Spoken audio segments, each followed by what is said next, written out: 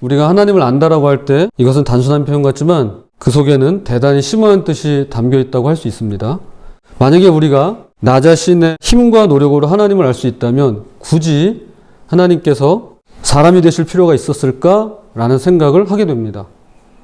처음에 갓난아이로 태어나셔서 오직 그날을 위해서만 사신 것처럼 십자가에서 고통스러운 죽음을 맞이하시더니 이번에 믿기 힘든 부활과 그보다 더 믿기 어려운 승천을 하셨더랬죠. 그런데 가실 때 그냥 가신 게 아닙니다. 소위 이름도 어려운 보혜사 성령님을 보내시면서 임무 교대를 하시는데요. 예수님을 믿고 따르는 자들과 함께 하시고 그 가운데 거하며 그들 안에 살도록 하나님의 영을 우리 그리스도인들에게 부어주십니다. 혹시 이런 생각을 해보신 분들이 계실까요? 하나님을 알아가는데 이렇게까지 복잡하고 번거로운 과정이 굳이 필요한 걸까? 그냥 성경 하나만 있으면 되고, 그렇죠? 말씀이 중요하니까요. 거기다 기적 한두 개쯤 보너스로 보여주면 될 것 같은데 꼭 이래야만 하는 걸까? 라는 생각 말입니다. 제가 일전에도 언급한 적이 있는데요. 우리가 바위를 연구하는 지질학자라고 해보겠습니다. 그러면 스스로 바위를 찾아 나서야만 합니다. 바위는 제 발로 찾아오지 않으니까 말이죠. 바위는 우리를 피해서 도망치지 않습니다. 주도권은 전적으로 나한테 있습니다. 시간 내서 찾아 나서기만 하면 바위를 연구할 수 있습니다. 이번에 동물학자가 되어서 야생동물의 사진을 찍는다고 해보겠습니다. 이것은 바위를 연구하는 일과는 조금 다릅니다. 동물들 역시 제 발로 찾아오진 않습니다. 하지만 그들은 우리를 피해 도망칠 것입니다. 아주 살금살금 다가가지 않는 한 전부 도망쳐버리겠죠. 이 경우는 바위와 달리 그 동물들에게 아주 조금이지만 주도권이 있다라고 볼 수 있습니다. 이번엔 우리가 어떤 사람을 알고 싶어 한다고 해보겠습니다. 그런데 상대방 쪽에서 단호하게 거절할 경우 우리는 그 사람을 알 길이 없습니다. 상대방을 알려면 먼저 그의 신뢰를 얻어야 하지요. 이 경우의 주도권은 어디에 있을까요? 양쪽에 다 있습니다. 두 사람 다 원하면 친구가 될 수 있을 테고 두 사람 다 원하지 않으면 친구가 될 수 없는 것이죠. 자, 그럼 이제 한 단계 높여서 생각해 보겠습니다. 우리가 하나님을 알고자 할 때 어떤 일이 일어날까요? 우리가 하나님을 구하고 하나님을 찾고 하나님을 만나고자 할 때 어떤 일이 발생할까요?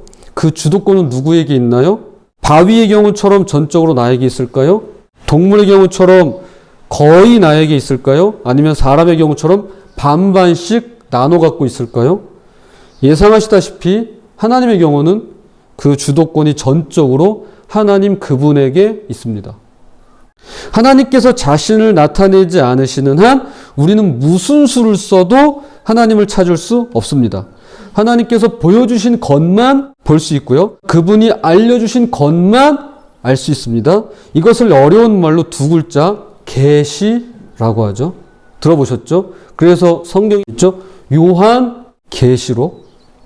성경은 놀랍게도 하나님께서 한 분이 아니라 세 분이라고 이야기합니다. 그리고 세 분이면서 동시에 한 분이라고 말씀합니다. 이것이 삼위일체이시죠. 하나님을 안다라고 할 때 좀 더 정확히는 삼위일체 하나님을 아는 것이고 이것을 보여주시고 나타내셨기 때문에 우리는 그 삼위일체 하나님을 알 수가 있는 것입니다. 오늘은 삼위일체 주일입니다.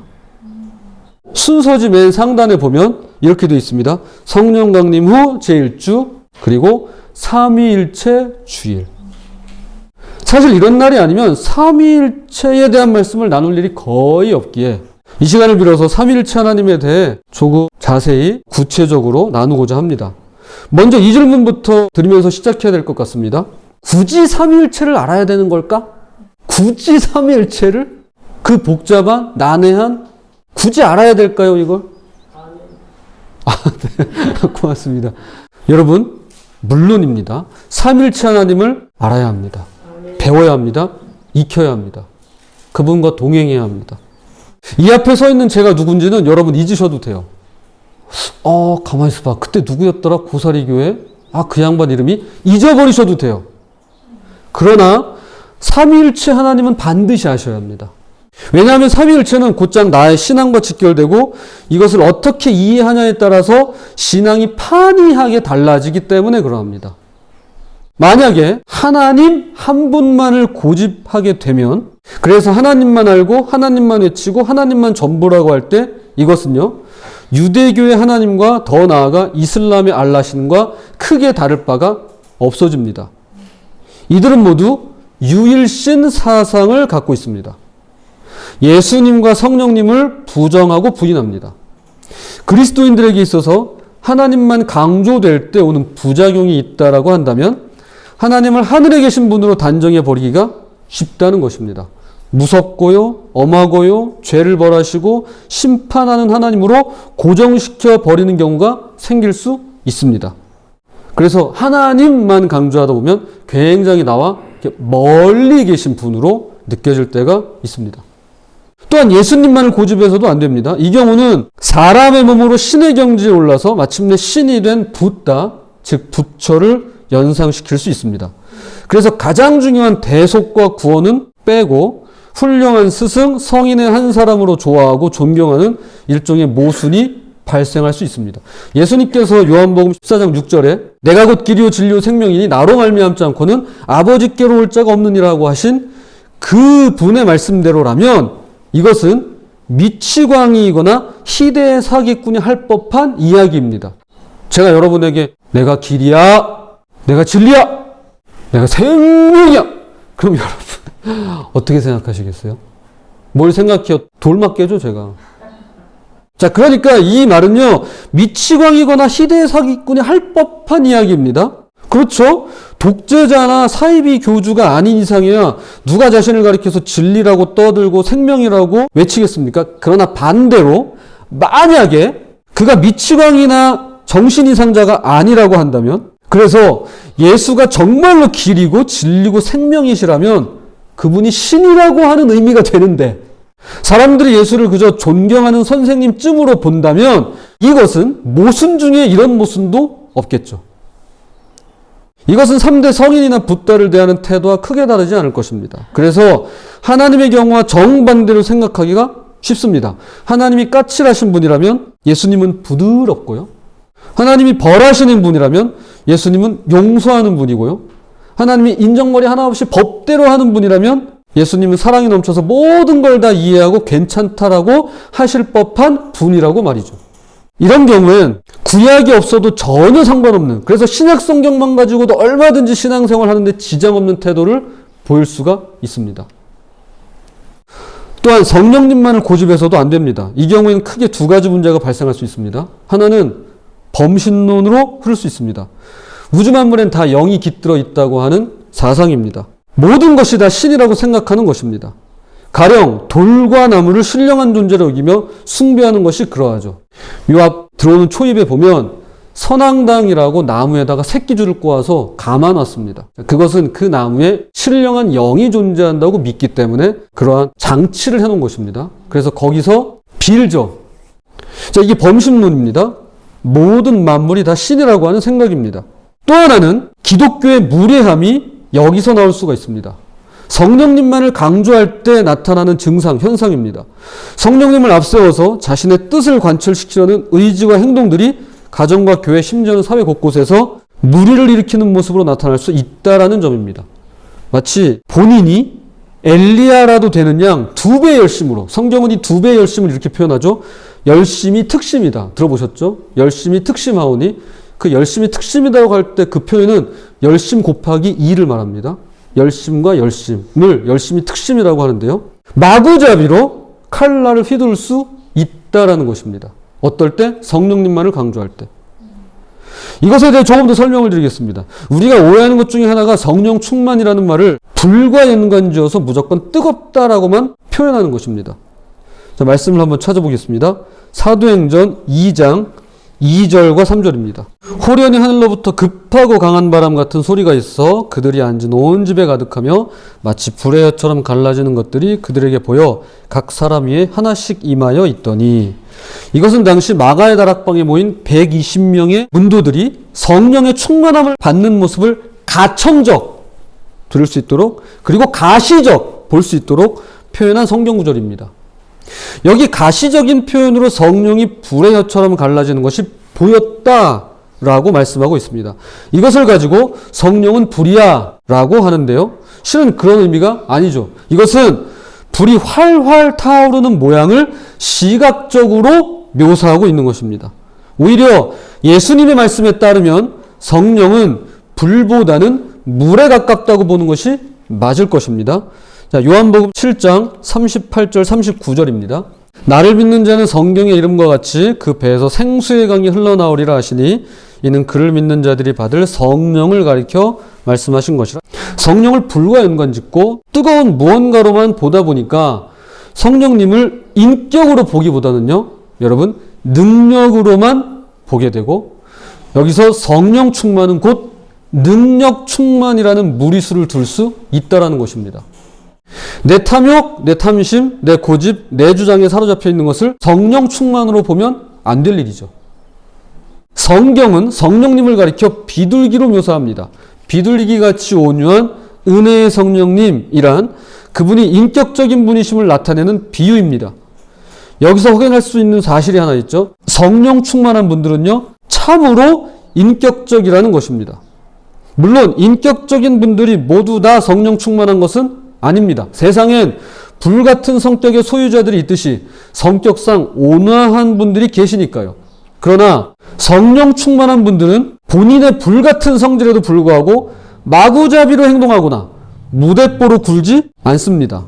왜냐하면 온유하신 성령님께서 그분을 온화한 인격의 소유자로 바꾸어 가시기 때문에 그러합니다. 그래서 성령의 역사는 나 자신에게는 뜨겁게 임한다 할지라도 상대방에게 전해지고 증거될 때는 이것이 따스하고 따뜻하게 드러나고 나타나게 되는 것입니다. 이걸 잊으시면 안 됩니다.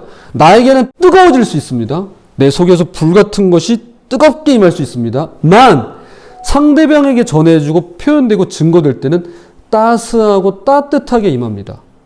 그러므로 성부, 성자, 성령 곧 삼위일체 하나님을 바르게 배우고 아는 것이 중요합니다. 삼위일체의 가장 어려운 부분은 크게 두 가지입니다. 하나는 성경에 이 말이 없어요. 직접적으로 명시되어 있지 않다는 점입니다. 눈 씻고 찾아봐도 삼위일체라는 단어가 아예 없습니다. 그러니 이런 말이 나올 법합니다. 아니, 성경에 없는 말을 가지고 왜 만들어내요? 이렇게 말이죠. 그럼에도 불구하고 초기 교회와 성경은 반복해서 삼위일체를 이야기합니다. 그것이 오늘 본문입니다. 로마서 8장 15절에서 17절입니다. 너희는 다시 무서워하는 종의 영을 받지 아니하고 양자의 영을 받았으므로 우리가 아빠 아버지라고 부르짖느니라. 성령이 친히 우리의 영과 더불어 우리가 하나님의 자녀인 것을 증언하시나니 자녀이면 또한 상속자 곧 하나님의 상속자요 그리스도와 함께한 상속자니 우리가 그와 함께 영광을 받기 위하여 고난도 함께 받아야 할 것이니라. 15절에 아빠 아버지가 나오고요. 16절에 성령 나오고요. 17절에 그리스도가 바로 삼위일체를 가리키는 말입니다. 즉 성경엔 삼위일체라는 단어만 없을 뿐 성부, 성자, 성령께서 삼위일체 하나님으로 존재하고 있음을 분명히 명시하고 있습니다. 자, 그럼 삼위일체가 가장 어려운 이유가 남아 있습니다. 그것은 경험적인 문제로서 어떻게 하나가 셋이 되고 셋이 하나가 되느냐 하는 것입니다. 이것은 참 어려운 문제입니다. 우리의 언어 생활과 지식은요, 어느 정도 경험이 바탕되어 있습니다. 그러니까 반영이 됩니다. 수학에서 자연수가 쉬운 이유는 경험이 바탕이 되기 때문입니다. 자연수란 우리가 일반적으로 쓰는 숫자를 말합니다. 그치, 서연아? 그러나 학년이 올라갈수록 들어보세요. 음의 정수, 유리수, 무리수, 실수, 허수를 배우게 되는데요. 이것은 경험으로 얻어지는 수가 아니라 이런 숫자가 있어? 이런 수가 존재해? 라고 하는 추상적인 개념이라 이해하기가 난해한 것입니다. 그럼에도 불구하고 초기 교회는요, 이 삼위일체를 어떻게 다루었는가 어거스틴의 이야기를 통해서 설명드리고자 합니다. 어거스틴은 삼위일체를 가장 잘 이해할 수 있는 방식으로 하나가 셋이고 셋이 하나라고 하는 합리적인 어떤 이성이나 논리로 풀어가는 대신에 하나님의 형상으로 창조된 인간을 관찰하는 것으로 보았습니다. 인간을 관찰하면 이 삼위일체 하나님을 엿보아할 수 있다라는 것이죠. 그 중에 여러 가지가 있겠지만 사랑을 가지고 이야기합니다. 여러분은 사랑이 어떤 방식으로 존재한다고 생각하시나요? 사랑은, 들어보세요. 사랑하는 상대방이 있을 때 가능합니다. 혼자서는 결코 사랑할 수가 없습니다. 그래서 반려동물을 키우는 것도 바로 이런 사랑의 속성 때문이겠죠. 물론 자기 자신을 사랑하는 자기애라는 것이 있습니다. 나는 나를 너무 사랑해. 뭐 이런 거 말이죠. 그런 경우는 어떻게 되나요? 여러분, 자기애는요, 자신을 보호하고 지키기 위한 생존 본능에 가깝습니다. 이것은 사랑의 일반적인 범주에 포함되지 않습니다. 여기서 말하는 사랑이란 보편적인 것입니다. 사랑을 놓고 봤을 때 사랑하는 사람, 사랑받는 사람, 그리고 그 가운데 사랑, 이 세 가지는 결코 분리되지도 않고 섞이지도 않으며 동시에 함께 있는 것입니다. 어떻게 이 셋이 하나인지는 그저 신비로울 따름입니다. 내가 사랑하는 순간 사랑과 사랑받는 사람은 늘 함께 있습니다. 또한 사랑이 있으려면 사랑하는 사람과 사랑받는 사람이 언제나 있어야만 하는 것입니다. 어거스틴은 이 이야기를 요한일서 4장 8절의 말씀을 근거로 듭니다. 한번 찾아볼까요? 요한일서 4장 8절입니다. 사랑하지 아니하는 자는 하나님을 알지 못하나니 이는 하나님은 사랑이심이라. 사랑의 속성상 하나님은 결코 홀로 계실 수가 없습니다. 왜? 사랑이라고 하는 것이 상대방을 필요로 하기 때문에 그러합니다. 반드시 그 상대가 있으며 동시에 사랑 그 자체도 있어야만 하는 것입니다. 이어서 어거스틴은 위대한 신학자답게 이렇게 질문합니다. 굳이 성부, 성자, 성령 이 세 분 중에 한 분을 사랑의 상징으로 꼽는다면 누구실까요? 라고 말이죠. 사랑하는 사람이 있고요. 사랑받는 분이 있고요. 사랑이 이렇게 있다면 굳이 성부, 성자, 성령 중에 누가 사랑이실까라고 말입니다. 여러분 어떻게 생각하시나요? 하나님, 그렇죠. 여기 이제 하나님은 사랑이시라 하니까요. 그렇죠. 예. 그것도 맞을 겁니다. 그러나 어거스틴은 예수님께서 세례받을 때의 말씀을 인용하면서 이렇게 설명합니다. 자, 한번 말씀 찾아보겠습니다. 누가복음 3장 22절입니다. 성령이 비둘기 같은 형체로 그의 위에 강림하시더니 하늘로부터 소리가 나기를 너는 내 사랑하는 아들이라 내가 너를 기뻐하노라 하시니라. 하나님도 사랑일 수 있고요. 예수 그리스도도 사랑을 나타냅니다. 뿐만 아니라 성령님도 사랑이라고 말할 수 있습니다.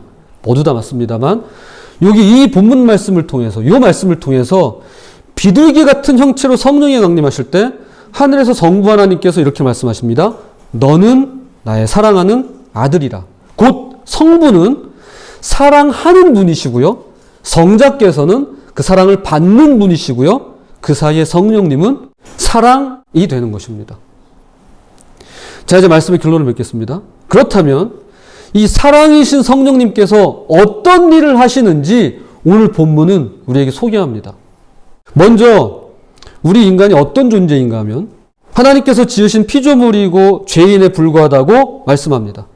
그래서 두려움의 영, 노예의 영, 종의 영을 받았다라고 말씀합니다. 반면에 하나님을 아빠, 아버지라고 부를 수 있는 분이 한 분 계시는데 그분이 바로 예수 그리스도이십니다.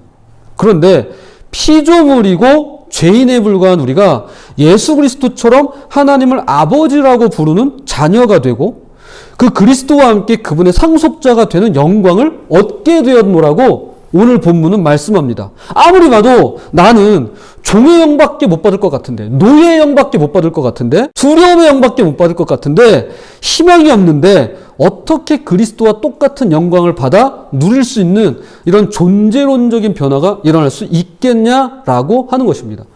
이것이 바로 오늘 본문입니다. 제가 현대인의 성경으로 로마서 8장 14절 15절을 읽어드리겠습니다. 한번 잘 들어보시기 바랍니다. 성령님의 인도를 받는 사람은 다 하나님의 아들들입니다. 여러분은 다시 두려워해야 할 종의 영을 받은 것이 아니라 하나님의 아들이 되게 하는 성령을 받았습니다. 그래서 우리는 성령님을 통해 하나님을 나의 아버지라고 부릅니다. 성령 하나님께서 우리를 하나님의 아들로 어떻게 해요? 바꾸신다는 것입니다. 종의 영 대신에 양자의 영, 즉 자녀로 삼으시고 하나님의 아들이 되게 하는 누구요? 성령을 받은 자들은 하나님을 아버지라고 부를 수 있는 그분의 자녀가 된다는 것입니다. 그런데 말입니다. 하나님께서 자신을 더 많이 보여주시는 사람들이 있습니다. 그분들이 따로 있습니다.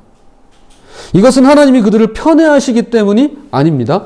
마음의 됨됨이가 온통 잘못되어 있는 사람에게는 하나님께서 자신을 보여주실 수가 없는 것입니다. 예를 들어서 햇빛은 편애라는 것을 할 수 없죠. 햇빛은 누구에게나 똑같이 비칩니다. 의인과 악인에게 똑같이 말이죠. 그럼에도 불구하고 보세요. 깨끗한 거울에 비치는 밝기와 더러운 거울에 비치는 밝기는 결코 같을 수가 없는 것입니다. 아무리 성부 하나님께서 사랑이신 성령 하나님을 우리에게 보내주셨다고 해도, 아무리 성자 예수님께서 사랑이신 성령님을 우리에게 약속하시며 승천하셨다고 해도 내 영혼이 그분을 온전하게 받아들이지 못하고 성령님을 믿지 못한다면 우리는 하나님의 자녀로 살아가기가 어려운 것입니다. 그래서 성경은 말씀합니다. 로마서 8장 16절입니다. 성령이 친히 우리의 영과 더불어 우리가 하나님의 자녀인 것을 증언하시나니. 그분의 사랑을 많이 받았다, 적게 받았다가 아닙니다. 혹시 그런 분 계실까요? 아무개는 사랑을 많이 받은 것 같은데 나는 이렇게 적게 받았을까? 그렇지 않습니다. 문제는 나 자신이 그분의 사랑을 온전히 받아들였는가? 깨끗한 거울처럼 말이죠. 그러지 못했는가 하는 것입니다. 우리 안에 오신 성령님은 친히 우리의 영과 함께 더불어서 내가 하나님의 자녀임을 증언하십니다. 성령님만 증언하지 않으십니다. 성령님께서 우리의 영과 함께 더불어서 증언하신다고 말씀합니다. 부디 삼위일체 하나님께서 사랑으로 역사하시는 것처럼 저 여러분 모두 그분의 사랑 안에서 그 사랑을 온전히 경험하시며 서로 사랑하고 사랑받는 그분의 자녀로 살아가시기를 주님의 이름으로 부탁을 드립니다. 자, 이 시간 함께 기도할 때 제가 어려운 얘기도 하고 또 신학자 얘기도 하고 책에 있는 얘기도 인용하고 강의 시간에 들었던 얘기도 제가 소개하고 했지만 여러분 결국 그겁니다. 하나님은 사랑이십니다. 예수님은 사랑이시고 그 성령님께서 우리에게 사랑으로 오셨다는 것입니다. 이 시간 함께 기도할 때 주님 우리에게 성령을 보내주셔서 우리 안에 사랑이 가득하게 하셨는데 이 사랑을 누리며 살게 해주세요. 사랑을 주고 사랑을 받으며 그 사랑 안에서 늘 거하며 살게 해주세요 라고 이 시간 함께 우리 기도하십시다. 자, 함께 기도하겠습니다.